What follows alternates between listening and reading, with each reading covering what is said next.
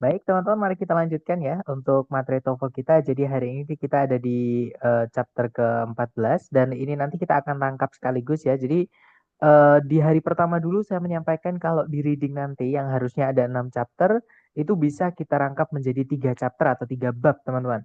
Karena saya menemukan cara yang lebih simpel lagi daripada yang ada di silabus awal yang saya buat. Nah, 3 chapter itu bisa kita rangkap atau kita bahas dalam waktu 2 hari, artinya hari ini dan hari besok gitu ya. Nah, jadi langsung saja hari ini kita akan belajar teknik reading yang pertama, yaitu read the topic sentences. Jadi di soal reading itu ada jenis soal yang cara mengerjakannya teman-teman cukup memahami kalimat pertama di setiap paragraf saja ya. Kemudian nanti cocokkan dengan pilihan A, B, C, D untuk menjawabnya seperti itu. Nah, tapi sebelumnya mari kita kenalan dengan reading dulu, teman-teman. Jadi di reading nanti, teman-teman akan dihadapkan dengan 50 pertanyaan ya, yang terbagi menjadi beberapa teks, biasanya 5, teman-teman ya. Jadi biasanya 5 teks yang setiap teksnya itu biasanya diikuti oleh 10 pertanyaan, ya. Dan di reading ini nanti benar-benar menuntut untuk kemampuan memahami atau kemampuan mentranslate lah gitu, teman-teman. Seperti yang teman-teman miliki dan itu perlu dilatih karena masalahnya vocab. Nah, cuman reading ini lumayan gampang karena jawabannya bisa teman-teman lihat di dalam teks gitu ya. Tapi nggak enaknya adalah di reading ini pembahasannya adalah full akademik. Jadi pembahasannya itu semuanya akademik, teman-teman. Seperti itu. Jadi yang bikin sulit cuma di situ vocab-vocabnya. Gitu ya. Tapi sekali lagi vocab bisa teman-teman perkaya lewat latihan seperti itu. Nah, untuk di reading nanti 50 pertanyaan itu wajib diselesaikan paling lama 55 menit. Jadi per soal teman-teman hanya punya waktu rata-rata sekitar 1 menit atau lebihnya itu sedikit banget. 5 menit dibagi 50, teman-teman.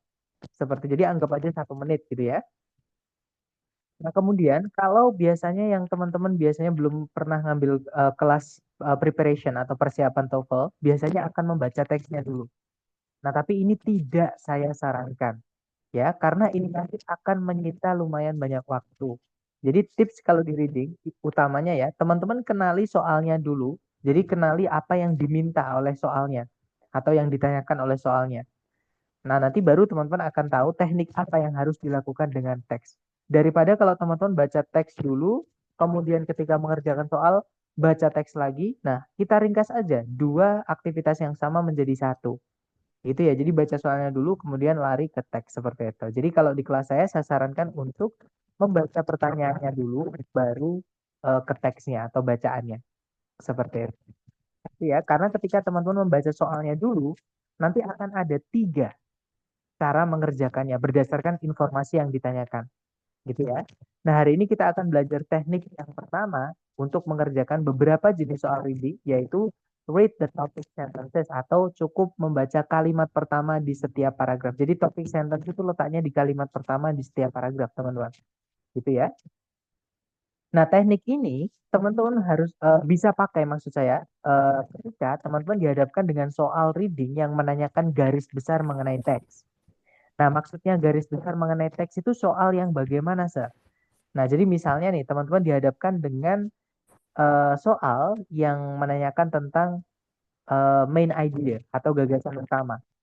Nah, jadi main idea itu adalah gagasan utama atau ide pokok, teman-teman. Jadi teks ini itu utamanya pengen membahas tentang apa, gitu ya? Atau seluruh teks itu kira-kira membahas tentang apa? Nah, teman-teman tidak perlu baca seluruhnya karena di dalam teks itu ada informasi pendukung atau supporting ideas ya. Ada juga intermezzo. Nah, takutnya teman-teman akan dibingungkan dengan yang namanya intermezzo ini, yaitu informasi-informasi yang sebenarnya tidak nyambung dengan inti seperti itu. Jadi kayak dimasukkan aja karena si penulis itu mungkin menghubungkan, ada hubungannya seperti itu. Gitu ya. Tapi sebenarnya itu bukan intinya. Nah, takutnya teman-teman dibingungkan dengan itu. Jadi cukup baca topik sentence-nya saja, yaitu di kalimat pertama di setiap paragraf. Nah, contoh soal main idea itu misalnya, what is the topic of this passage? Nah, jadi soalnya berbunyi, apa sih topik dari teks ini? Nah, topik itu nama lain dari main idea, teman-teman. Selain topik, ada banyak, misalnya subject, misalnya title, gitu ya, misalnya eh, main discussion atau primary discussion, dan masih banyak lagi. Nah, kalau teman-teman menemukan ada soal topik atau main idea seperti ini, cukup baca kalimat pertama di setiap paragraf ya. Nah, kebetulan di contoh ini paragrafnya cuma satu. Jadi teman-teman cukup baca kalimat pertamanya saja. Kalimat pertama berbunyi, dalam filosofinya John Dewey, sebuah perbedaan yang tajam atau yang nampak gitu ya, itu dibuat antara kecerdasan dan kemampuan menggunakan logika. Nah, intinya si John Dewey itu berfilsafat, teman-teman, atau memiliki pemikiran gitu ya, bahwa kecerdasan dan kemampuan menggunakan logika merupakan suatu hal yang berbeda. Seperti itu. Nah, sekarang kita cocokkan dengan jawaban A, B, C, atau D. Yang alfa di situ berbunyi, The Intelligence of John Dewey. Kecerdasan dari John Dewey atau seberapa cerdasnya John Dewey. Bukan ya, teman-teman, teks ini bukan mengumbar-umbar atau membicarakan tentang seberapa cerdasnya John Dewey. Nah, teks ini menceritakan bahwa John Dewey ini membedakan antara kecerdasan dan kemampuan menggunakan logika pada semua orang, teman-teman. Gitu ya. Jadi yang alfa bukan. Kalau yang alfa itu kayak seolah-olah John Dewey nyeritain seberapa cerdas dirinya sendiri seperti itu. Kalau yang Bravo, distinctions made by John Dewey. Perbedaan-perbedaan yang dibuat oleh John Dewey. Hati-hati teman-teman. Di teks tadi, di kalimat pertama memang disebutkan perbedaan gitu ya. Tapi kalau kita pilih yang Bravo, ini salah. Alasannya ada dua. Yang pertama, kalau kita bilang perbedaan-perbedaan yang dibuat oleh John Dewey, tentang apa di sini tidak disebutkan. Masa John Dewey seumur hidup hanya membedakan dua ini, teman-teman? Atau tahu bedanya cuma dua ini? Kan nggak mungkin, gitu ya. Alasan kedua adalah di teks itu hanya disebutkan a sharp distinction. Ada e-nya. E itu artinya sebuah. Ya, yang mana berarti perbedaannya cuma satu, sedangkan di soal itu distinctions. Sama, teman-teman. Itu ya. Nah, jadi Bravo salahnya di situ.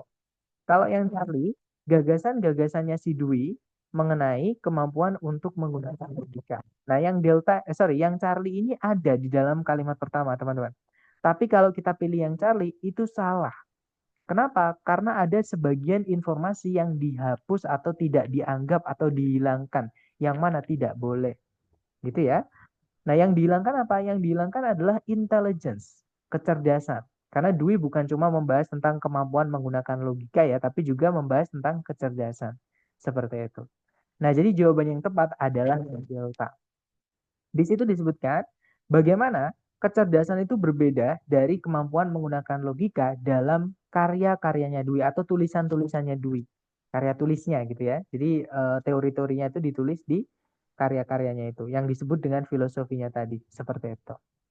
Nah, itu adalah contoh tentang main idea. Nah, soal ini pasti keluar kalau teman-teman tes nanti.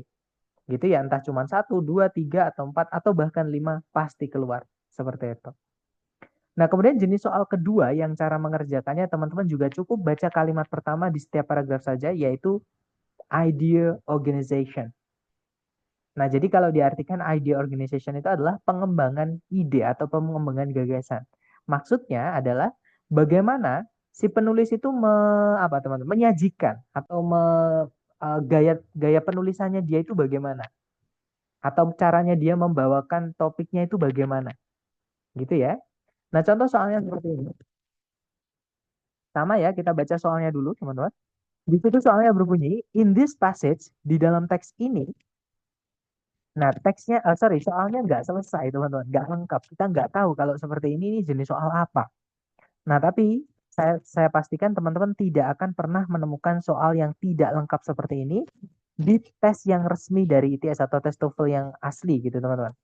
Nah, ini saya ambilkan dari buku Longman gitu ya, sebagai contoh saja. Karena menurut saya yang paling kuat sumbernya ya Longman. Kebanyakan sumber-sumber Indonesia itu banyak yang kurang kuat gitu, teman-teman. Jadi kalau teman-teman siapa tahu nanti tes prediksi menemukan soal yang terputus seperti ini, teman-teman coba baca pilihan ABCD-nya juga, pahami pilihan ABCD-nya juga ya untuk mengenali jenis soalnya. Nah, di situ yang alfa berbunyi, sebuah gagasan itu disajikan dan kemudian dibantah. Kalau yang Bravo, sebuah konsep diikuti oleh contoh-contoh. Kalau yang Charlie, sebuah sebab diikuti oleh akibat. Kalau yang Delta, sebuah kepercayaan yang didukung dengan alasan-alasan logis.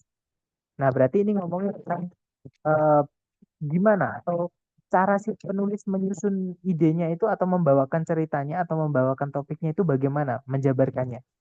Gitu ya. Nah, sekarang kita baca kalimat pertama di setiap paragraf, teman-teman. Kalimat pertama paragraf 1 berbunyi, jika ditanya siapa yang menemukan permainan baseball, sebagian besar orang Amerika kemungkinan akan menjawab bahwa kepercayaan mereka lah, sorry, adalah kepercayaan mereka bahwa Abner Doubleday yang melakukannya atau yang melakukan permainan baseball. Kemudian paragraf kedua, Doubleday itu diberikan kredit saja. Kredit di sini maksudnya adalah penghargaan gitu teman-teman, atau pengakuan gitu ya, atas penemuan ini di awal abad ke-20-an. Ketika eh, perusahaan perusahaan alat-alat olahraga yang namanya adalah Spalding itu menginaugurasi atau memberikan tugas untuk melakukan penelitian atas pertanyaan eh, akan siapa yang menemukan permainan baseball. Nah, berarti Doubleday ini bukan yang menemukan, teman-teman, karena dia disuruh meneliti, mencari tahu siapa yang menemukan permainan baseball. Nah, cuman orang-orang nganggep itu yang menemukan adalah Doubleday. Padahal Doubleday itu cuma disuruh untuk meneliti, gitu ya, siapa yang menemukan permainan itu. Seperti itu.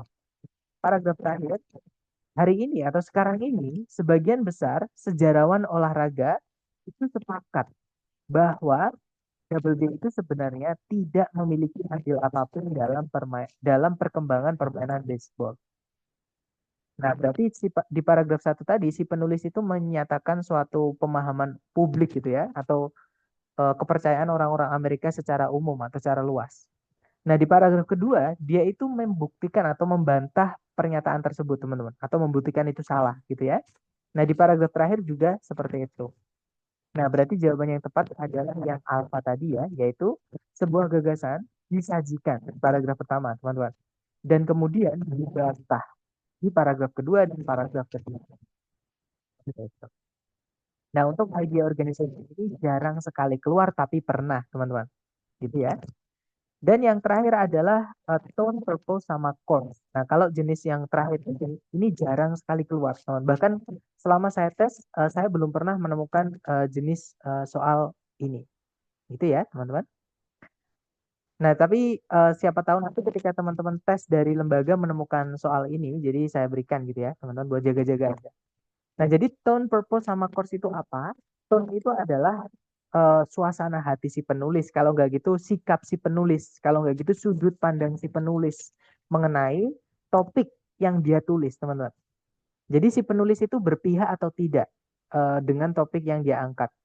Kalau misalnya dia menuliskan perasaannya atau sudut pandangnya atau pendapatnya dia, berarti dia itu subjektif, alias ada tone-nya. Nanti teman-teman bisa cek di kalimat pertama di setiap paragraf.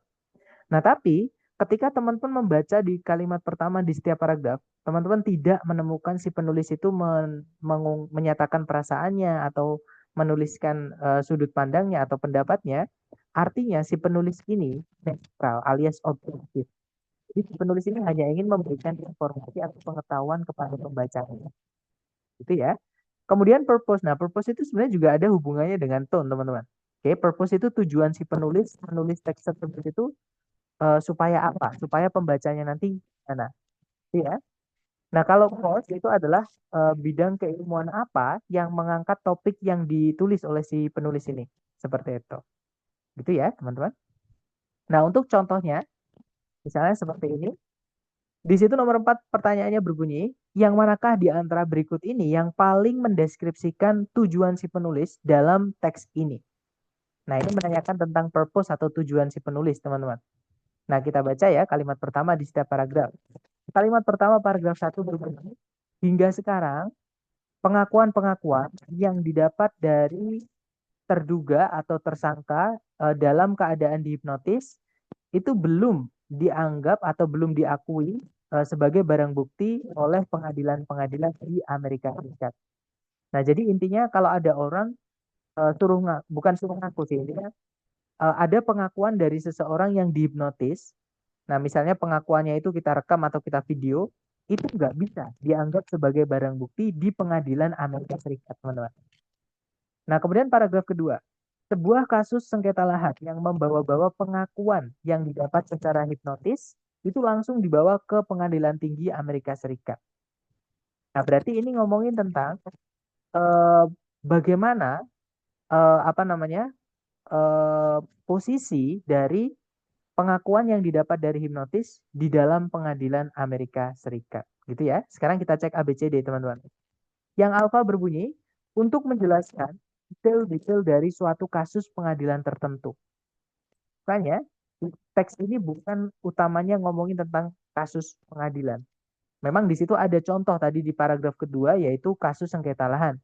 Tapi itu hanya sebagai pendukung, teman-teman, atau supporting gitu ya, paragraf untuk paragraf 1. Jadi kalau kita pilih yang alfa, paragraf 1 nggak dianggap seperti itu. Jadi alfa bukan. Oke. Jadi teks ini tuh lebih ngomongin tentang pengakuan yang didapat dari hipnotis yang diulang-ulang di kalimat pertama paragraf 1 dan paragraf 2. Ya kan? Jadi alfa bukan. Kalau yang bravo, untuk menunjukkan alasan kenapa pengakuan yang didapat dari hipnotis itu tidak bisa dipercaya. Nah, kalau kita pilih yang bravo, ini terlalu melebar, teman-teman. Padahal di teks tadi itu batasannya hanya di dalam ranah hukum. Jadi kalau kita pilih yang bravo ini seolah-olah kita di jalan, terus nemu orang dihipnotis, terus dia mengaku, kita anggap, oh itu nggak bisa dipercaya karena dia hipnotis. Nah, kalau kita pilih yang bravo itu seperti itu. Padahal kalau kita merujuk ke dalam teks, bukan seperti itu ya, tapi hanya dalam ranah hukum. Pengakuan yang didapat dari hipnotis itu bukan tidak bisa dipercaya atau bisa dipercaya, tapi bisa dianggap sebagai barang bukti atau tidak oleh pengadilan. Gitu ya. Jadi yang bravo salahnya di situ. Kalau yang Charlie, untuk mengklarifikasi peran dari pengadilan tinggi dalam mentidak validkan pengakuan yang didapat dari hipnotis, pengakuan yang didapat dari orang yang dihipnotis. Nah ini juga bukan, karena dari awal aja udah ini ya, beda topik. Kalau kita pilih yang Charlie, sudut apa namanya teman-teman, uh, pokok bahasanya itu jadi peran dari pengadilan tinggi. Nah padahal pengadilan tinggi itu baru disebutkan di paragraf kedua. Itu ya. Jadi yang tidak validkan bukan cuma pengadilan tinggi, tapi juga pengadilan-pengadilan di Amerika Serikat yang lain. Yang nggak tinggi itu juga ikut, teman-teman. Ikut tidak memvalidkan. Jadi yang Charlie bukan. Kalau yang Delta, untuk menjelaskan status hukum. Jadi status secara hukum dari pengakuan-pengakuan yang didapat secara hipnotis. Nah, status hukumnya itu gimana? Nah, status hukumnya tadi adalah tidak bisa dijadikan barang bukti. Gitu ya, atau tidak dianggap tidak kuat lah kalau dijadikan barang bukti seperti itu. Jadi jawabannya yang delta, teman-teman. Kemudian nomor 5, tone dari teks ini itu bisa dideskripsikan sebagai apa?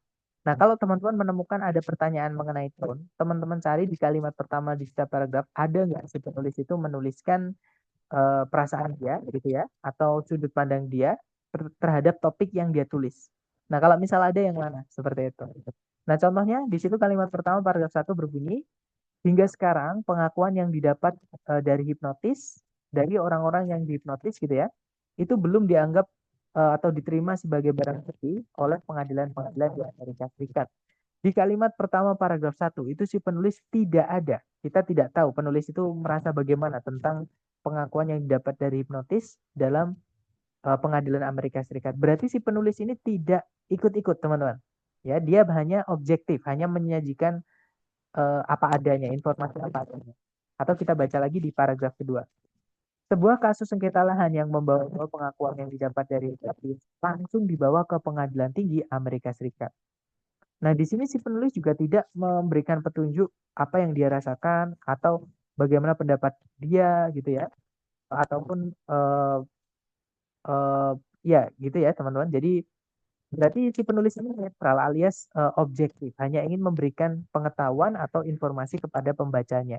Nah, berarti jawaban nomor 5 adalah yang delta. Tone untuk teks ini adalah informatif atau informatif gitu ya teman-teman. Kemudian nomor 6, teks ini kemungkinan akan diminta untuk dibaca di mata kuliah yang mana. Nah, kalau teman-teman disuruh nebak mata kuliah apa atau bidang keilmuan apa, teman-teman baca kalimat pertama di setiap paragraf, cari vocab-vocab istilah khusus gitu ya, yang dipakai di kalimat tersebut atau paragraf tersebut. Gitu ya. Contohnya nih, kalimat pertama paragraf 1 teman-teman menemukan ada confessions, artinya pengakuan. Ada juga defendants, tersangka atau terduga. Ada juga evidence, barang bukti. Ada juga courts in the United States, pengadilan-pengadilan di Amerika Serikat. Nah, berarti ini ranahnya adalah hukum. Cari ABCD yang ada hukumnya. Nah, di pilihan A, B, C, D yang ada kata hukum cuma satu, yaitu yang alfa. Nah, berarti jawabnya yang alfa, teman-teman. Ya, jadi teks ini kalau misalkan dimasukkan ke suatu mata kuliah atau ke kelas, itu diminta untuk dibaca di kelas yang mana, yaitu American Law atau undang-undang atau hukum Amerika. Seperti itu. Bukan yang Bravo ya, teman-teman. Kalau yang Bravo itu psychiatric healing, itu adalah pengobatan psikiatri. Nah, tidak ada pengobatan sama sekali ya tadi, malah adanya adalah persidangan gitu teman-teman. Jadi tidak nyambung. Kalau yang Bravo parapsychology, nah, kalau misalkan hanya ngomongin tentang hipnotis di luar ranah hukum, mungkin jawabannya Charlie gitu ya, karena ada hubungan dengan psikologi kalau hipnotis itu. Nah, cuman masalahnya adalah ini ranahnya menyempit, yaitu di hukum, hipnotis di dalam hukum. Itu bagaimana seperti itu. Jadi bukan yang Charlie. Kalau yang Delta filosofi itu filsafat teman-teman. Itu juga bukan gitu ya. Nah, jadi jawabannya yang alfa. Nah, mungkin ada yang pengen teman-teman tanyakan dulu nih sebelum kita lanjut ke latihan buat teman-teman. Silahkan kalau ada pertanyaan boleh di-unmute.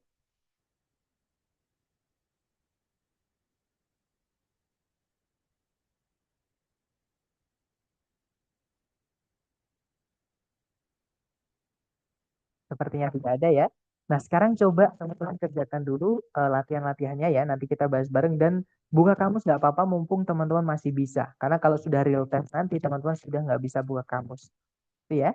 Silahkan dicoba dulu untuk chatnya saya batasi hanya bisa chat ke saya. Kemudian suaranya saya mute dulu supaya tidak ada suara bocor. Di sini ada satu soal. Silahkan teman-teman.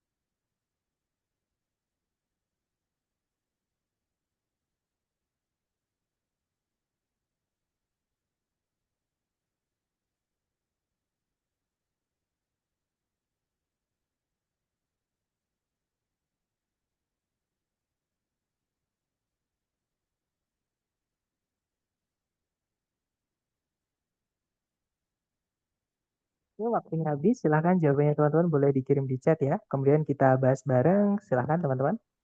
Dan saya lihat ada jawaban alpha delta. Ada juga delta.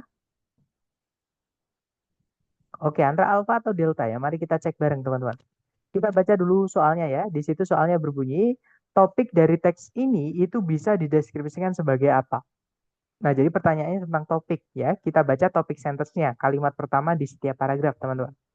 Paragraf pertama itu berbunyi, IQ atau tingkat kecerdasan itu didefinisikan sebagai rasio dari umur mentalnya seseorang dengan umur kronologinya. Dengan rasionya itu dikalikan dengan 100 untuk menghilangkan 0,0, atau desimalnya, teman-teman. Kemudian secara teori, sebuah tes IQ yang distandarisasikan itu dibuat untuk mengukur kemampuan seseorang untuk melakukan kinerja-kinerja intelektual, seperti misalnya kemampuan menggunakan logika dan penyelesaian masalah. Paragraf terakhir, secara praktek tidak mungkin untuk apa teman-teman arrive at consensus, tiba di satu keputusan atau kesimpulan gitu ya.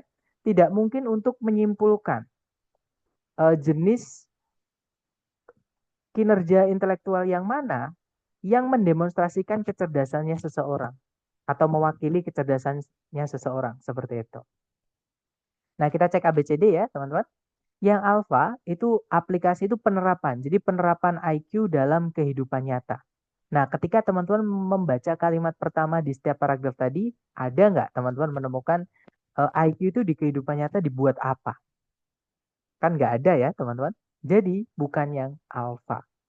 Kalau yang Bravo, bagaimana IQ itu mempengaruhi masa depan seseorang?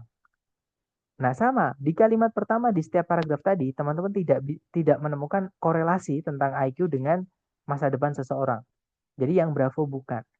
Kalau yang Charlie, peran dari IQ dalam pemecahan masalah. Hati-hati teman-teman ya. Itu tadi di paragraf kedua memang disebutkan, tapi bukan begitu maksudnya.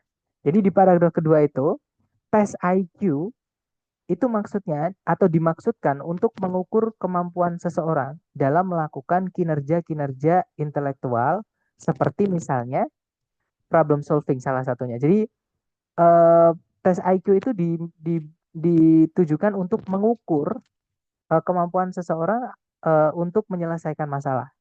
Jadi seberapa apa namanya orang-orang tersebut itu bisa memecahkan masalah. Seberapa baik memecahkan masalah gitu ya. Bukan IQ kalau kita memecahkan masalah itu perannya apa? Nggak ada teman-teman gitu ya. Nah jawabannya adalah yang delta yang benar yaitu a definition of IQ and its measurement. Jadi definisi dari IQ itu di paragraf 1. IQ atau tingkat kecerdasan merupakan atau didefinisikan sebagai rasio umur mental seseorang dengan umur kronologisnya seperti itu. Dan kemudian pengukurannya atau tesnya. Nah, tesnya itu dibahas di paragraf kedua secara teori, secara praktek tesnya dibahas di paragraf ketiga seperti itu. Lanjut ke nomor berikutnya, silahkan dicoba dulu teman-teman. 1 menit dimulai dari sekarang silahkan.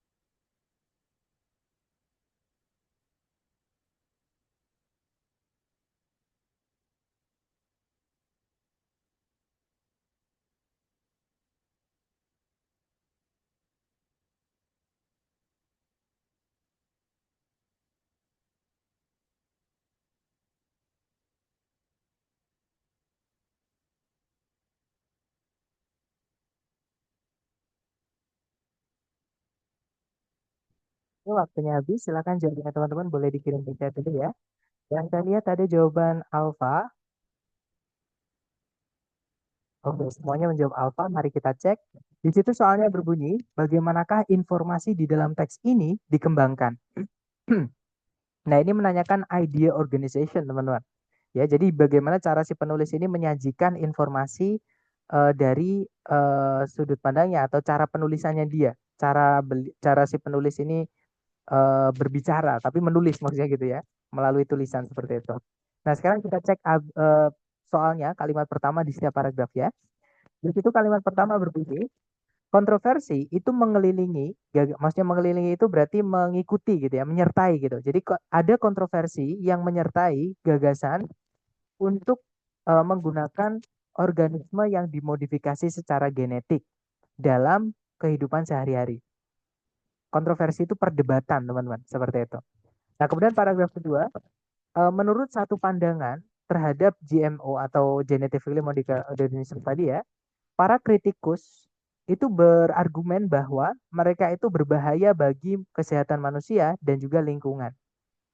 Kemudian paragraf berikutnya, sebaliknya, para proponan itu berarti yang setuju, yang pendukungnya. Jadi yang mendukung GMO itu melihat kalau GMO itu sebagai alat penting untuk mengatasi tantangan-tantangan global seperti kelangkaan makanan dan malnutrisi. Nah, jadi ini adalah perdebatan, ngomongin perdebatan antara dua kubu gitu ya. Yang satu itu setuju dengan GMO, yang satu tidak setuju. Nah, setujunya kenapa? Setujunya karena GMO ini bisa mengatasi masalah global seperti kelangkaan makanan dan juga malnutrisi. Nah, nggak setujunya kenapa? Nggak setujunya bagi orang-orang itu menurutnya itu nggak sehat. Dan juga bagi lingkungan itu berbahaya. Maksudnya seperti itu. Nah, berarti jawabannya yang tepat adalah yang alfa. Betul ya, teman-teman. Dua pandangan yang berbeda atau yang berlawanan tadi ya, mengenai GMO itu disajikan atau diberikan. Seperti itu. Ya, that's right. Jawabannya alfa. Lanjut ke nomor berikutnya. Silahkan dicoba dulu. 1 menit dimulai dari sekarang. Silahkan, teman-teman.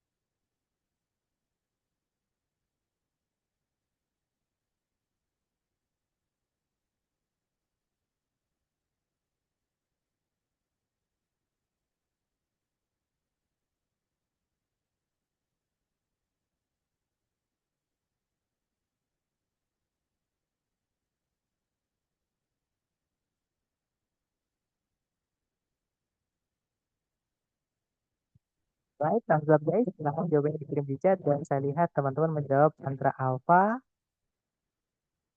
Oh ya, semuanya menjawab alfa ya. Oke, mari kita cek bersama. Di situ soalnya berbunyi, tone dari teks ini bisa dideskripsikan sebagai. Nah, di sini menanyakan tone, berarti teman-teman cari di kalimat pertama di setiap paragraf. Ada nggak si penulis itu menyebutkan perasaan dia, atau kalau nggak gitu sudut pandang dia, atau kalau nggak gitu pendapat dia, gitu ya. Kalau ditarik, kalau dibaca dari depan, tingkat di mana penggundulan hutan di dunia ini sedang terjadi itu semakin mengkhawatirkan. Nah, si penulis menyebutkan alarming, artinya mengkhawatirkan, teman-teman. Berarti si penulis khawatir, gitu ya. Teks ini berarti tone-nya adalah khawatir atau cemas, seperti itu. Nah, A, B, C, D yang artinya cemas adalah yang alfa. Betul, teman-teman. Concern, itu artinya khawatir, takut, atau cemas. Gitu ya. Nah, kita next ke nomor berikutnya. Silahkan teman-teman coba dulu 1 menit dimulai dari sekarang. Silahkan teman-teman.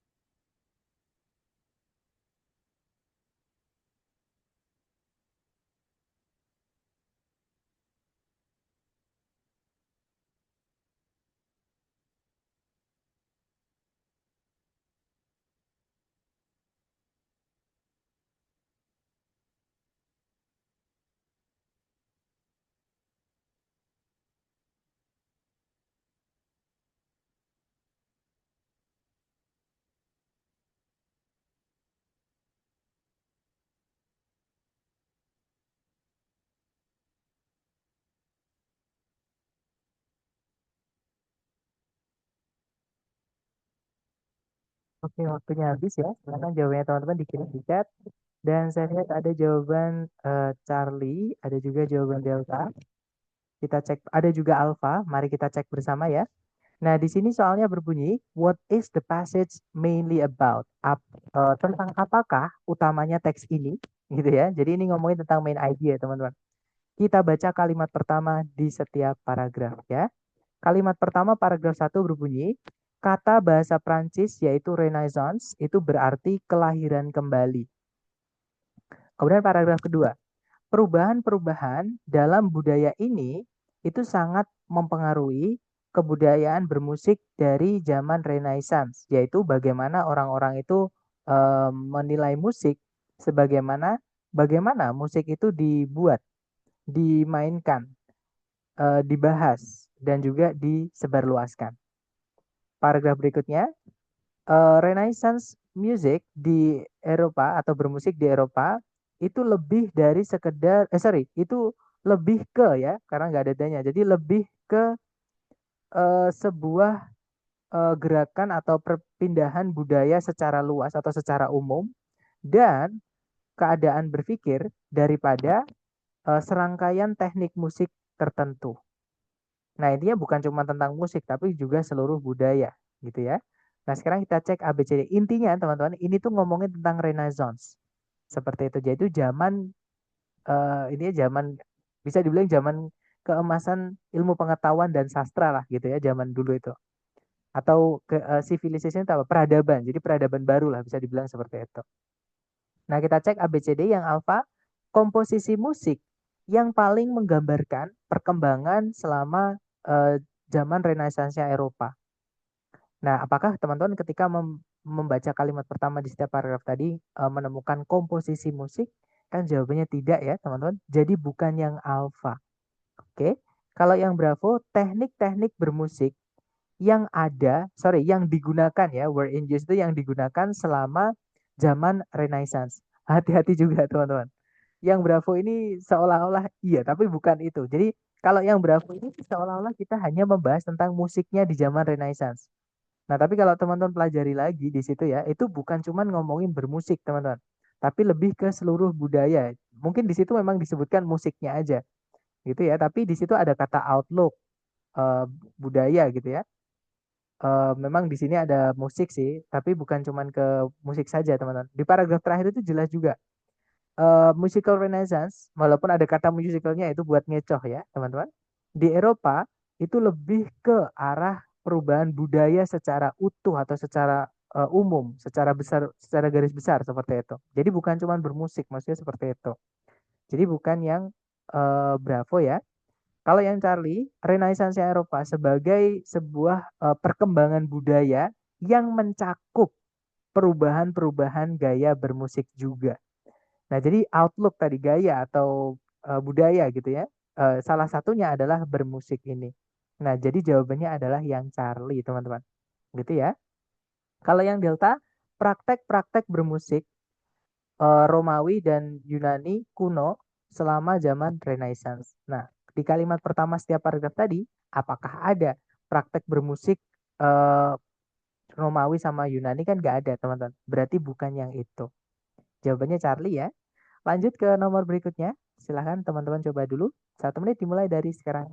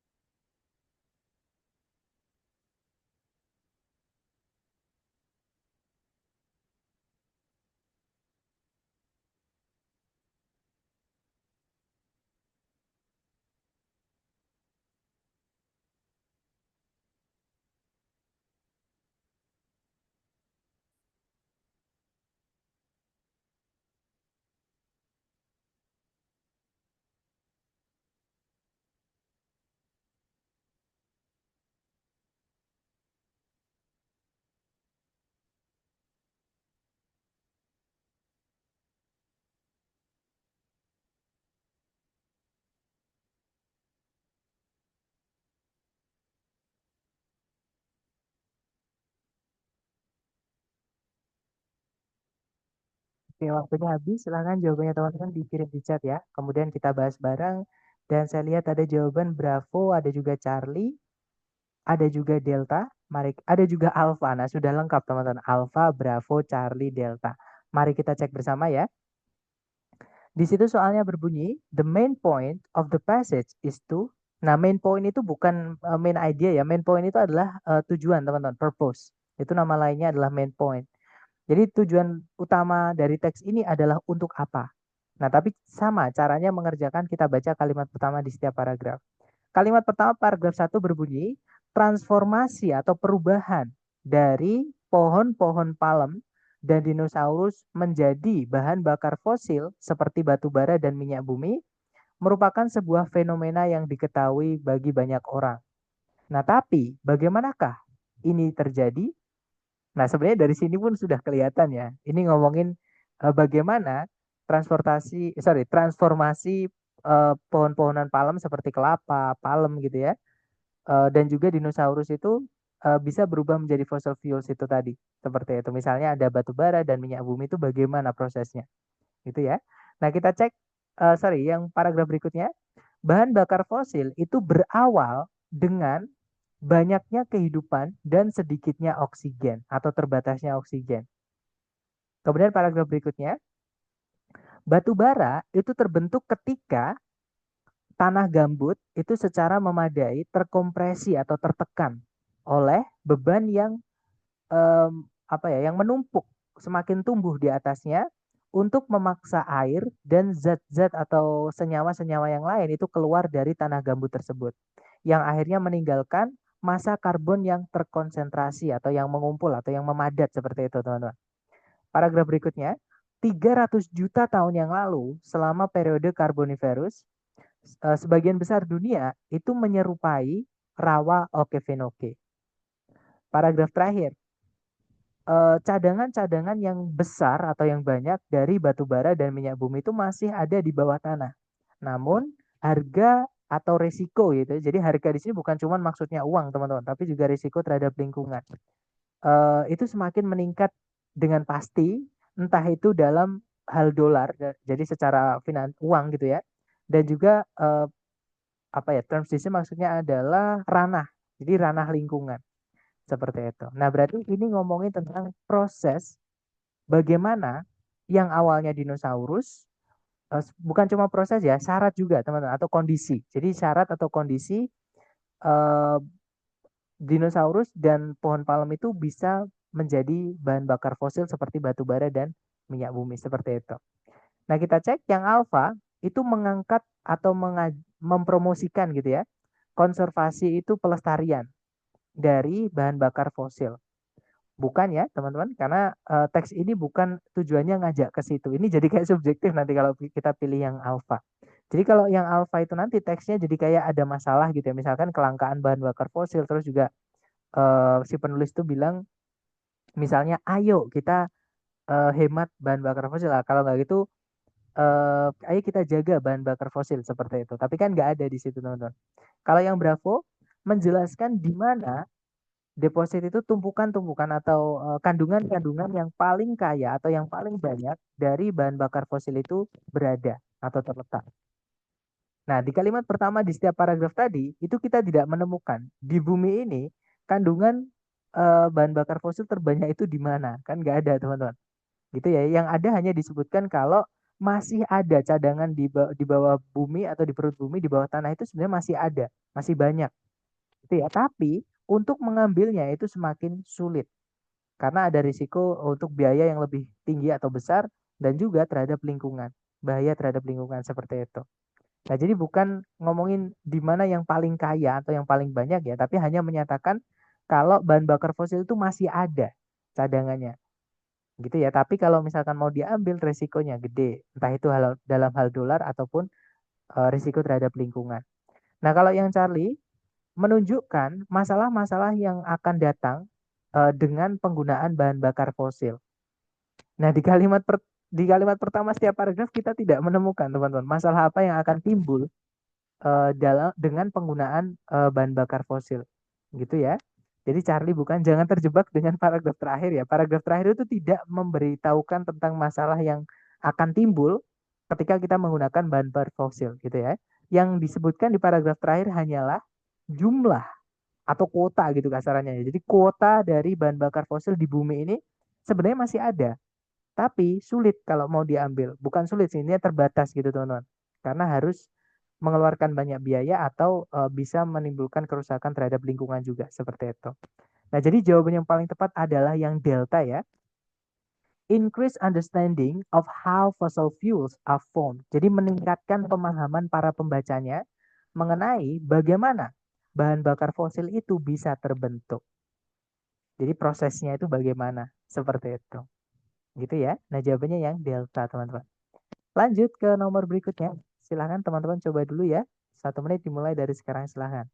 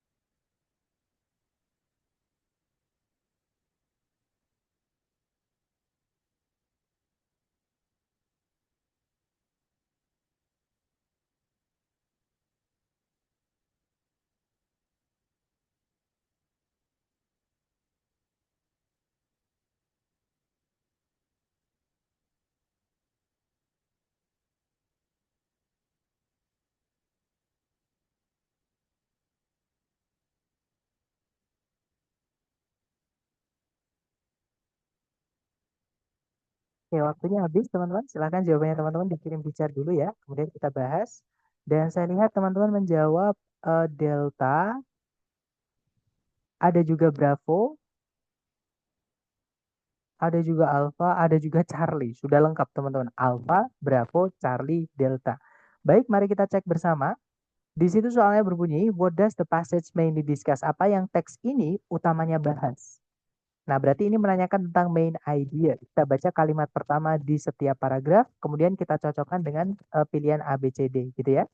Kalimat pertama paragraf 1 berbunyi, potri itu gerabah, teman-teman. Gerabah itu semacam gentong, kemudian kendi, kemudian teko itu ya yang terbuat dari tanah liat. Jadi gerabah dari suku Indian Pueblo yang terletak dari Amerika Serikat bagian barat daya, merupakan sejenis kesenian dari kompleksitas teknis yang sangat besar. Intinya kesenian yang kesulitannya itu sangat tinggi gitu teman-teman. Buatnya gitu ya. Kemudian paragraf berikutnya, refining itu memproses atau apa ya teman bahasa Indonesia? Ya memproses gitu. Jadi memproses bongkahan-bongkahan mentah dari tanah liat yang baru saja ditambang atau diambil dari alam merupakan pekerjaan yang membutuhkan banyak tenaga atau yang melelahkan seperti itu.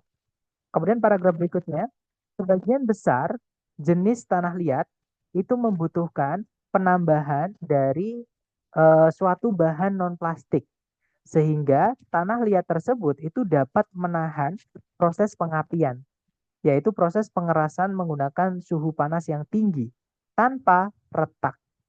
Dan sehingga wadahnya tersebut atau wadah tersebut maksudnya dalamnya ya. Jadi dalamnya poterinya atau gerabahnya itu akan memiliki permukaan yang halus atau lembut. Kemudian paragraf terakhir, setelah lapisan temper atau lapisan pelindung itu ditambahkan, tanah liat itu tuh diaduk dengan penuh tenaga. Seperti itu. Nah, kita cek A, B, C, D. Berarti ini ngomongin tentang gimana memproses tanah liat sebelum digunakan untuk gerabah.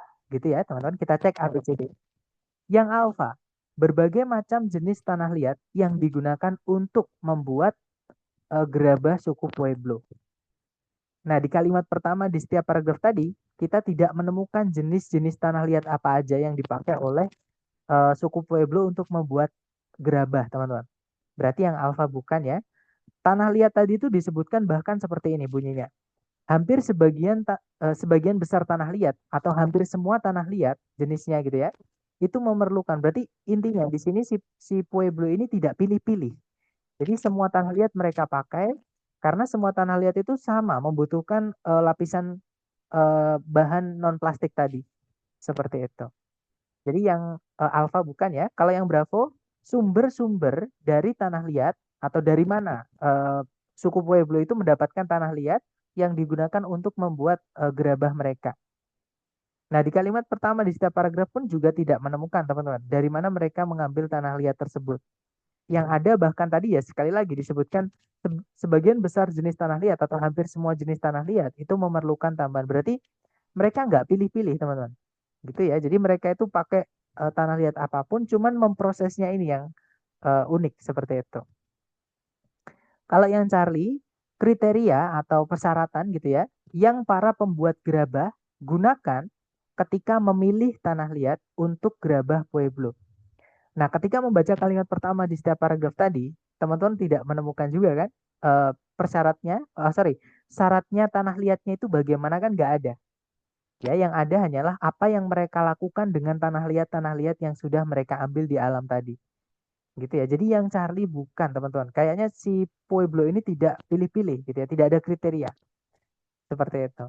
Nah, jadi jawaban yang paling tepat adalah yang delta. Di situ disebutkan proses-proses yang digunakan untuk menyiapkan atau mempersiapkan tanah liat untuk membuat gerabah Pueblo.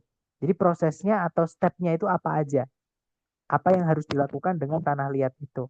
Gitu ya. Yang mana tadi itu stepnya itu sangat teknis, teman-teman, sangat sulit. Yang pertama tadi disebutkan harus memproses bongkahan-bongkahan besar, bongkahan-bongkahan mentah maksud saya dari tanah liat yang baru saja ditambang atau diambil dari alam. Itu merupakan pekerjaan yang sulit. Kemudian paragraf berikutnya menambahkan bahan non plastik tadi supaya kalau di proses pengapian itu tidak retak dan supaya lapisan luarnya itu kayak lembut atau halus gitu teman-teman, kayak mulus gitu ya. Kemudian yang terakhir itu setelah bahan pelindungnya itu ditambahkan, claynya atau tanah liatnya itu diaduk dengan penuh tenaga. Jadi lebih ke proses atau step by stepnya. Nah, tapi bukan membuatnya ya, tapi menyiapkan tanah liatnya. Jadi tanah liat itu harus diapain dulu sebelum kita membuat gerabahnya. Seperti itu. Nah, jadi jawabannya ya. Bisa. Nah, itu tadi ya, teman-teman. Untuk teknik pertama mengerjakan soal reading yaitu jenis soal reading yang menanyakan garis besar mengenai teks. Teman-teman bisa jawab menggunakan cukup baca kalimat pertama di setiap paragraf. Dan itu yang saya selalu pakai, teman-teman. Gitu ya. Nah, mungkin sambil saya absen, kalau teman-teman ada pertanyaan boleh di-unmute. Jangan sungkan-sungkan, teman-teman. Silahkan.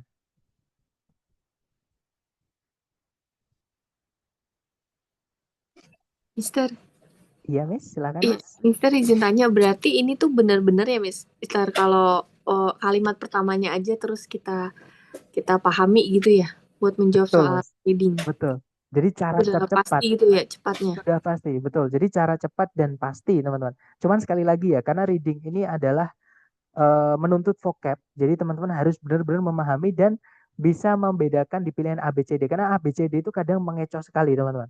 Dan itu perlu pembiasaan. Sama sih di semua bagian listening, structure, dan reading itu semuanya pasti ada pengecoh. Yang mana teman-teman harus sering-sering membiasakan supaya tidak terkecoh. Seperti itu. Karena di reading itu nggak enaknya gini, teman-teman. Kalau kita baca pilihan A, B, C, D, pasti teman-teman juga ngerasain yang sama kayak saya. Seolah-olah itu semuanya ada di dalam teks. Jadi kayak seolah-olah itu A, B, C, D itu semuanya benar. Ya kan teman-teman? Nah itu yang saya rasakan dulu. Kenapa? Karena saya jarang latihan dulu. Maksudnya baru pertama kenal TOEFL, terus ketemu English yang akademik, itu memang agak rumit gitu ya. Tapi ketika sudah sering-sering latihan, kemudian saya sudah tahu caranya, itu enak sekali. Oh ternyata caranya gini. Dan saya buktikan ketika ketika tes gitu ya teman-teman, itu bisa menghemat banyak waktu dengan nilai saya yang semakin meningkat. Jadi meningkat sih. Saya akhirnya menyimpulkan bahwa oh ternyata benar cara ngerjakannya seperti ini. Nah, tapi ketika teman-teman nih, kalau ada waktu, bisa teman-teman nyoba menghayati. Jadi kalau ada teks dalam reading, sumbernya apapun, pokoknya yang terpercaya yang bukan buatan orang Indonesia, teman-teman. Tapi yang kalau bisa yang dari ITS atau Longman, teman-teman boleh artikan ke dalam bahasa Indonesia dulu, pakai Google Translate juga nggak apa-apa. Kemudian apa namanya, dicermati. Pasti nanti caranya mereka menulis itu dari yang informasi paling luas dulu. Jadi paling atas atau kalimat pertama paragraf setiap paragraf itu pasti dari informasi yang paling umum atau paling luas, teman-teman. Semakin ke belakang, ya, nanti akan semakin menyempit, semakin detail seperti itu. Gitu ya. Jadi makanya saya setuju dengan cara itu dan sudah saya buktikan juga ternyata meningkatkan nilai reading saya dulu. Dan sampai sekarang pun yang saya pakai juga itu, teman-teman. Gitu. Silakan, Mister Diego. Silakan, Mister. Eh, izin tanya, Mister. Iya, Jadi sebetulnya kalau pertanyaannya tentang topik harus selalu kita lihat di paragraf satu atau di awal kalimat setiap paragraf. awal Eh, kalimat setiap paragraf. Kalimat awal. pertama setiap paragraf, betul. Oh, oke. Nah, Kalau tapi gini, ternyata, hmm, gimana? kalau kalau teman-teman misal akan ada juga tuh yang pernah bertanya ke saya gini, Sir bisa nggak sih kita memahami eh, topik bacaan itu dari paragraf satu kan paragraf satu itu membawa inti. Jawabannya iya, bisa. Tapi itu tidak seluruhnya. Jadi teman-teman juga harus menyelesaikan. Tapi menyelesaikan nggak perlu dibaca semuanya ya. Jadi kalau teman-teman misalnya ragu nih, ketika membaca kalimat pertama di setiap paragraf, selesaikan paragraf satu aja. Karena paragraf satu itu biasanya membawa namanya thesis statement, teman-teman. Thesis statement itu pernyataan niat si penulis ini mau ngapain.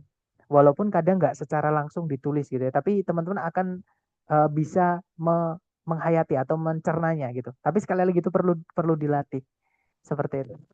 Tapi tidak saya sarankan karena takutnya gini loh. Takutnya itu kalau teman-teman misalnya terlalu lama membaca itu waktu juga kan nggak apa namanya waktunya itu terbuang gitu sayangnya takutnya maksud saya jadi takutnya waktunya terbuang banyak jadi saya cari cara yang paling sederhana paling singkat gitu yaitu cukup baca kalimat pertama di setiap paragraf itu sebenarnya caranya banyak cuman kalau saya sarankan jangan membaca semua teks karena teman-teman kalau membaca semua teks nanti kayak saya dulu yaitu dibingungkan dengan informasi yang intermezzo, informasi yang kecil-kecil di dalam teks.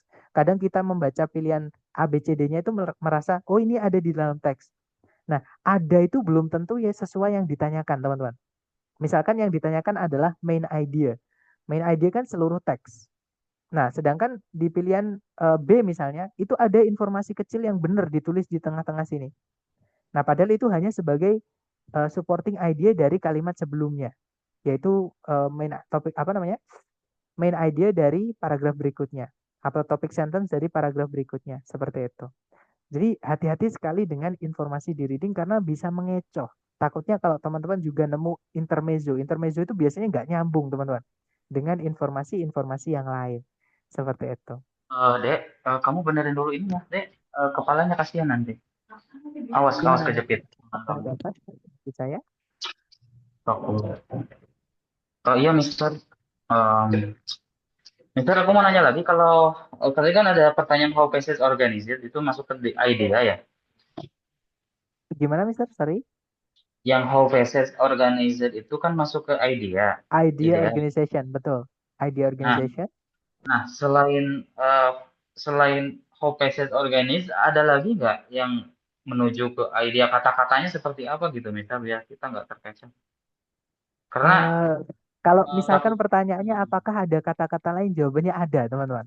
Iya, apa Nah, aja, tapi, Mister? nah apa ajanya ini yang saya nggak. Pokoknya gini, teman-teman, kalau misalkan membaca teks, itu kan nanti pasti teman-teman harus memahami ya. Nah, soal itu nggak bisa diprediksi. Jadi kalau bisa dibilang apa aja itu banyak sekali. Yang pasti gini, teman-teman pahami soalnya. Apakah soalnya itu menanyakan cara si penulis membawakan idenya? Nah, berarti itu idea organization. Seperti itu, Mister. Bisa organized, bisa structured, bisa patterned, banyak seperti itu. Jadi organized itu artinya misalkan arranged itu juga bisa. Jadi sinonimnya organized banyak sekali. Sinonimnya idea itu misalnya information, misalnya juga apalagi misalnya notion, itu banyak sekali. Jadi kita nggak bisa batasi jenis soal itu. Makanya teman-teman harus memahami soal itu. Jadi kalau dibaca soalnya itu menanyakan apa. Kalau menanyakan gimana si penulis itu membawakan gitu ya atau jadi kan si penulis itu mulai dari satu kalimat teman-teman. Nah, nanti ke kalimat berikutnya kan harus nyambung. Nah, menyambungkannya itu bagaimana si penulis itu? Maksudnya seperti itu. Nah, itulah yang disebut dengan idea organization. Nah, kata-katanya bagaimana? Tidak pasti. Jadi nggak ada yang fix. Seperti itu, Mister. Oke, terus kalau kita nanya purpose atau tujuan, eh, itu ngelihat langsung ke akhir paragraf atau akhir kalimat tiap paragraf. Gimana, Mister? Kok ada akhir kalimat ini? Gimana nih? Saya juga bingung, Mister. Sebenarnya cara mudah menentukan purpose atau tujuan itu kan kalau kita pengen baca cepet gitu, biar enggak apa ya namanya. Nah itu, Mister. Jadi gini ya, Mister. Mungkin kita simpulkan Hmm, aja. aku belum. Hari ini tuh hari ini tuh kita belajar satu teknik, Mister. Satu teknik yang bisa dipakai untuk menjawab jenis-jenis pertanyaan yang menanyakan garis besar mengenai teks. Nah, jadi kalau Mister menemukan ada main idea, ada idea organization, ada pertanyaan tentang tone, purpose, sama course, nggak perlu bingung-bingung. Baca aja kalimat pertama di setiap paragraf. Nggak ada tadi saya nyebutin kalimat terakhir, nggak ada. Seperti itu. Baik, Mister. Terima kasih. Oke, Ada. gitu ya. Jadi hari ini tuh kita belajar satu teknik, teman-teman, satu cara ya untuk menjawab beberapa jenis pertanyaan. Nah, jenis pertanyaan ini cara simpel mengingatnya adalah kalau teman-teman menemukan pertanyaan yang menanyakan garis besar mengenai teks. Jadi informasi itu dibagi menjadi tiga ya. Yang pertama adalah informasi mengenai garis besar mengenai teks. Oke. Nah, yang kita bahas hari ini. Kemudian informasi kedua itu ada namanya informasi eh, detail atau informasi kecil-kecil di dalam teks. 5W1H. Ya, misalkan menanyakan bisa saja di sini, bisa saja di sini. Informasinya itu nyebar di dalam teks. Itu harus dicari dulu menggunakan teknik namanya scan dan skim. Materi kita besok. Nah, informasi yang ketiga itu namanya adalah informasi tersirat.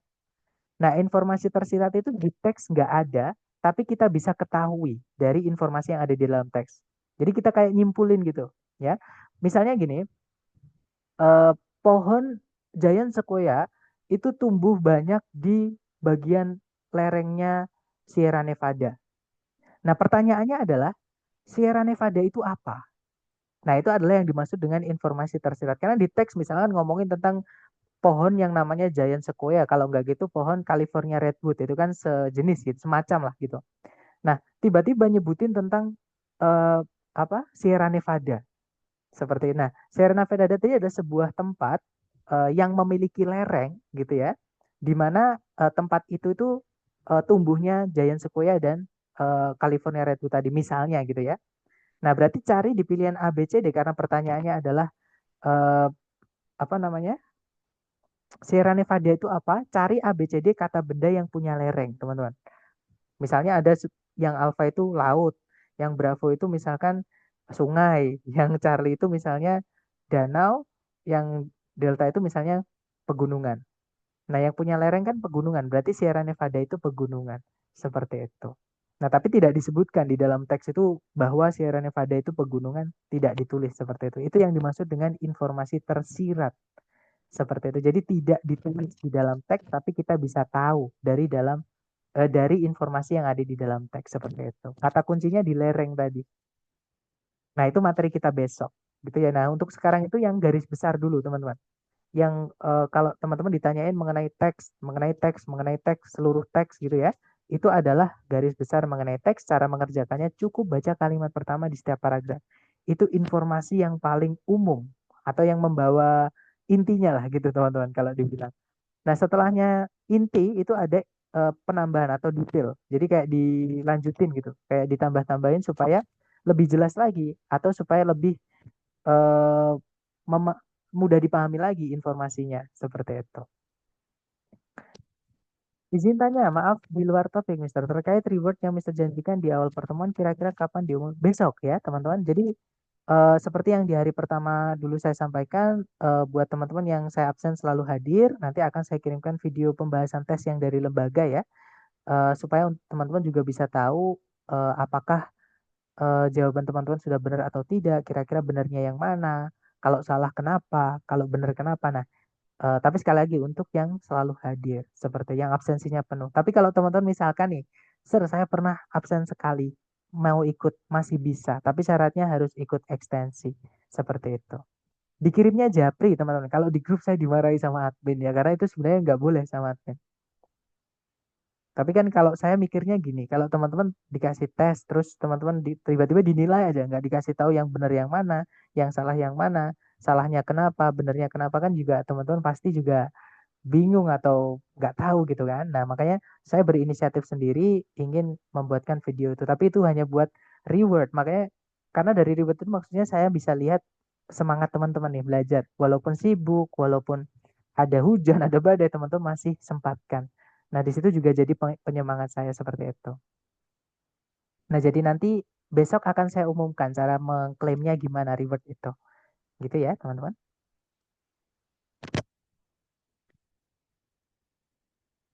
Mungkin ada pertanyaan lagi? Tapi secara kesimpulan materi kita hari ini kurang lebih itu tadi ya. Jadi kalau misalkan teman-teman menemukan soal yang menanyakan garis besar mengenai teks, maka mau nggak mau harus dibaca kalimat pertama di setiap paragraf. Karena informasi dasarnya itu yang bawa di situ, teman-teman. Topik sentence. Topik sentence itu letaknya di kalimat pertama di setiap paragraf. Seperti itu.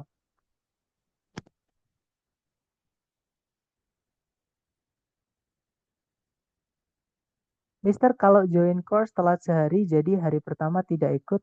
Kalau hari pertama itu pasti saya anggap masuk semua, teman-teman. Karena kan hari pengabsenan. Tapi kalau udah mulai hari kedua kan itu yang absen saya sendiri nanti. Sorry, dulu maksud saya. Jadi mulai hari kedua sampai terakhir itu saya sendiri. Tapi kalau yang hari pertama kan memang saya minta tolong ke teman-teman untuk mengisi absensi. Jadi semuanya dianggap masuk seperti itu. Tapi Mister, iya saya juga ikutannya waktu itu telat. Eh, jadi nggak ikut di hari pertama kalau nggak salah. Nggak apa-apa, Mister. Jadi kalau hari Gitu. pertama teman-teman ke skip, that's okay. Ya, masih bisa dimaklumi karena memang absensinya juga hanya di hari pertama gitu kan. Untuk sisa-sisanya kan yang ngecek saya sendiri. Jadi yang hari pertama itu selalu dianggap semuanya masuk seperti itu. Intinya gini, teman-teman, sebenarnya nggak perlu terlalu fokus sama itu. Yang penting kalau teman-teman misalkan sudah menguasai yang kita pelajari di kelas, itu nanti akan gampang kok. Maksudnya walaupun nggak saya kasih pun pasti teman-teman sudah tahu, oh kemarin saya salahnya karena ini gitu, gitu ya.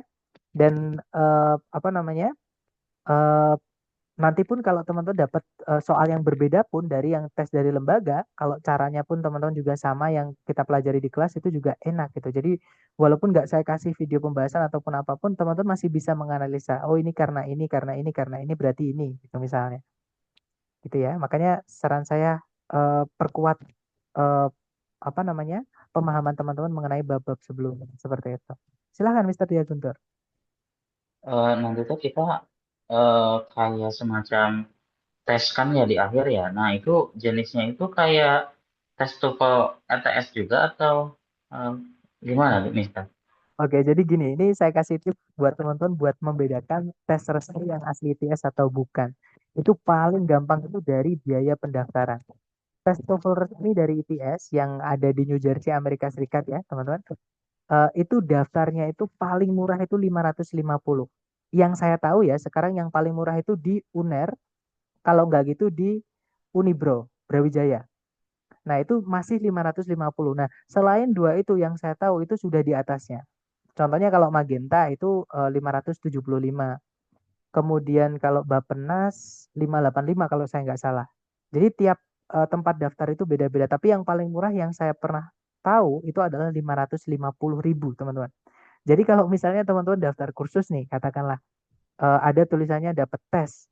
Tapi daftarnya teman-teman nggak sampai 550.000, berarti itu sudah dipastikan tesnya adalah prediksi.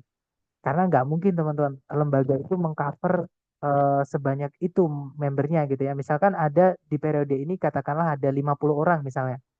Nah, kemudian kekurangannya misalnya membernya bayarnya cuma 150. Nah, kan berarti per orang lembaga itu harus menutup kekurangan 400.000. Dikali 50 kan juga banyak sekali, pasti rugi gitu teman-teman. Jadi kalau teman-teman misalnya mendaftar tes ataupun kursus yang ada tesnya itu nggak sampai 550 sudah dipastikan itu tes prediksi. Nah, cuman tes prediksi itu ada yang berlaku berlaku resmi secara hukum ya, karena lembaga itu ada yang terdaftar NPSN dan SK Diknasnya. Nah, itu bisa teman-teman pakai untuk BUMN, CPNS, daftar kerja, ke kampus gitu ya. Kalau kampus itu tidak punya tes TOEFL sendiri, biasanya mereka menerima tes-tes yang seperti itu. Maksudnya tes-tes yang kayak kita gini.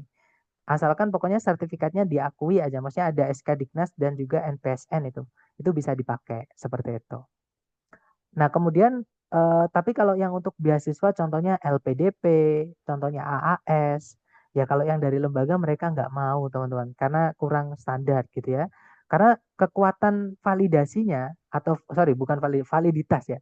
Jadi itu lebih kuat yang buatan asli Amerika Serikat, yang asli eh, expert lah gitu teman-teman dibandingkan saya, dibandingkan eh, pemilik lembaga atau siapapun di Indonesia. Itu pasti lebih kuat mereka, lebih pintar mereka seperti itu. Jadi yang diterima untuk beasiswa luar negeri, beasiswa yang LPDP itu otomatis yang ITS. Yang saya bilang tadi harganya itu 550. Dan itu pengawasannya itu ketat sekali teman-teman, pakai 2 kamera seperti itu. Gitu ya. Jadi kalau teman-teman online, kalau offline ya harus datang ke tempat tes, berpakaian rapi, kemudian menyiapkan yang diminta disiapkan, misalkan apa yang lemeh itu teman-teman yang buat bawahnya kalau kita coret-coret itu biar nggak tembus itu dan lain-lain seperti itu, pensil, penghapus dan lain-lain seperti itu. Jadi kalau pertanyaannya dari lembaga apakah tes ITS, jawabannya bukan ya. Kemudian Bappenas 600.000 sekarang. Nah, dari salah satu teman-teman nih, Miss Jana ya, Bappenas sekarang 600.000. Memang beda-beda teman-teman. Ya, dan pengawasan itu ada yang bagus, baik, ramah, ada juga yang eh, katakanlah itu licik gitu teman-teman. Karena saya dulu pernah gitu mengalami dilicikin gitu kan, ya dicurangin gitu. Tapi nggak apa-apa itu buat cerita saya. Saya harap teman-teman nggak ngalami yang saya alami dulu. Intinya nanti kalau teman-teman pengen tanya-tanya tentang tes yang resmi dari ITS, japri aja nggak apa-apa walaupun sudah nggak kursus seperti itu. Gitu ya teman-teman. Ini juga prediksi ya. Iya teman-teman. Pokoknya itu tadi ya. Cara menentukannya teman-teman bayar berapa ketika di daftar tes atau daftar kursus. Kalau misalnya daftarnya itu nggak sampai 550, berarti fix itu adalah tes prediksi atau TOEFL like lah nyebutnya. Jadi mirip TOEFL kalau diartikan seperti itu. Karena TOEFL itu produknya ITS sebenarnya teman-teman. Tapi karena dari dulu dipakai banyak yang niru gitu ya. Banyak yang niru akhirnya dinamai beda-beda gitu. Ada yang tetap nyebutnya TOEFL tetap ada gitu, tapi prediksi bukan yang resmi seperti itu. Gimana? Mungkin ada pertanyaan lagi?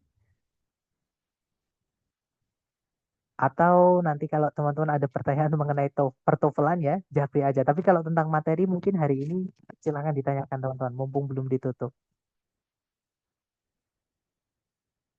Sepertinya nggak ada ya. Sekali lagi, daripada teman-teman fokus ke teknis, ke administrasi, fokus aja ke teori materinya dulu teman-teman ya.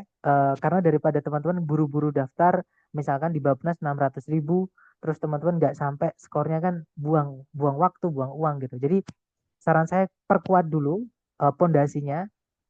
Intinya kalau kita mau apa namanya ya, belum siap lari jangan lari jatuh gitu ya. Kalau misalkan apalagi resikonya, tapi kalau teman-teman merasa 600 murah nggak apa-apa, karena untuk beberapa orang mungkin 600.000 kecil, tapi menurut saya ya itu lumayan teman-teman seperti itu. Jadi daripada teman ya kita nggak mau ya, teman-teman, saya harapnya teman-teman sukses semuanya, Allahumma amin. Tapi kan memperkecil apa teman-teman ya, memperkecil kemungkinan gagal lah gitu. Caranya adalah memperkuat yang teman-teman pelajari. Hajar latihan, hajar latihan, hajar latihan seperti itu. Nah, mungkin itu aja yang bisa saya sampaikan.